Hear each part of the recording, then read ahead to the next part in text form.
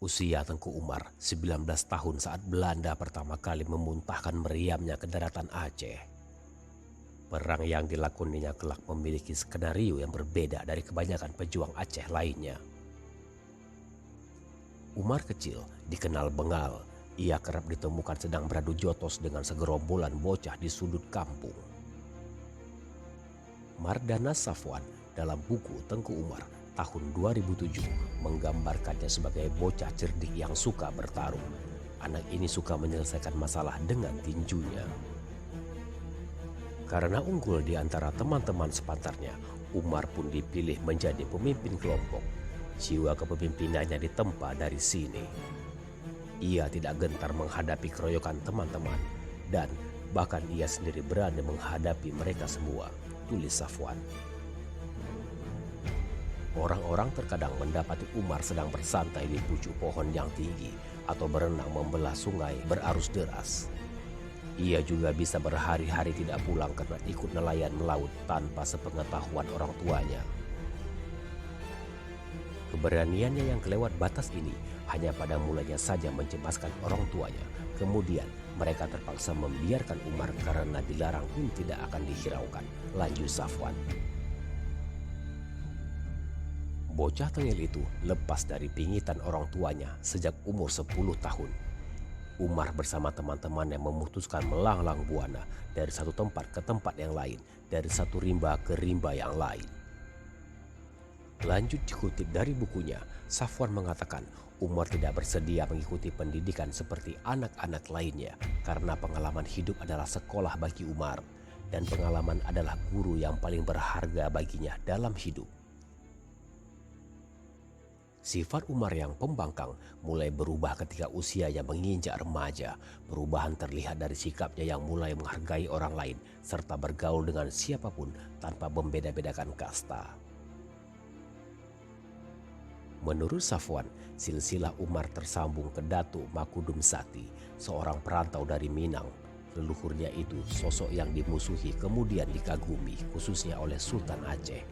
Pada masa itu, banyak suku Minangkabau merantau dan membentuk koloni di Aceh. Agama menjadi salah satu faktor mengapa orang-orang dari Sumatera Barat mudah diterima di Aceh. Makudum Sati dan rombongan yang membentuk sebuah perkampungan yang teratur di Wolya. Daerah itu awalnya tidak terlalu hidup, tetapi disulap menjadi kawasan pertanian serta perniagaan olehnya. Lambat laun, tempat itu pun bersulih rupa menjadi sebuah perkampungan yang makmur, dikenal dengan nama Rantau 12 atau Rawa. Sultan pun mengirimkan utusan. Makudum Sati diharuskan membayar upeti karena Rantau 12 masih berada dalam wilayah kekuasaannya. Saat upeti dibuka di depan para petinggi istana, Sultan tersangka dan berang bukan kepalang. Isi peti berukir emas itu ternyata besi dan senjata tua serta baju bekas. Sejak awal, Makudum Sati memang tidak berniat untuk memberi upeti kepada Sultan. Merasa kehormatannya diinjak-injak, Sultan pun memerintahkan Panglima Sagi untuk menyerang kampung itu. Di satu pihak, Makudum Sati dan pengikutnya telah bersiap-siap menanti serangan para laskar. Pertempuran itu pun pecah di Rantau 12. Karena kalah jumlah, Makudum Sati dan pengikutnya terdesak. Namun, ia bertahan dan tetap mengambil ancang-ancang meskipun terperosok dengan tubuh penuh luka dan dalam genangan darah para pengikutnya yang tewas. Melihat kegigihannya, para laskar menghentikan serangan. Mereka mundur selangkah dengan rasa takjub bercampur ngeri melihat orang yang bercucuran darah itu tetap tegak kendati ditikam bertubi-tubi.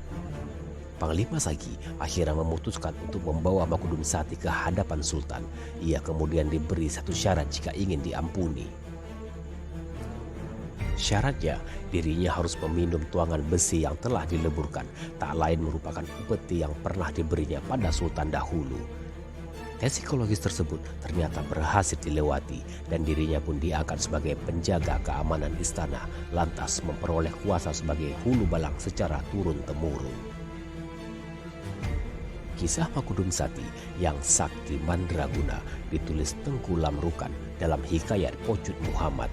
Namun, terdapat pula narasi yang menceritakan kisah berbeda. Di antara keturunan Makudum Sati, ada yang menjadi hulu balang karena satu jasa. Ia bergelar Tekunan Renceh, mempunyai 2 putra bernama Nanta Setia dan Ahmad Mahmud. Ahmad Mahmud menikahi adik perempuan Raja Melabu, lantas memperoleh beberapa keturunan, salah satunya adalah Umar. Melihat sifat Tengku Umar, tidak heran jika dirinya merupakan keturunan Datuk Makudum Sati.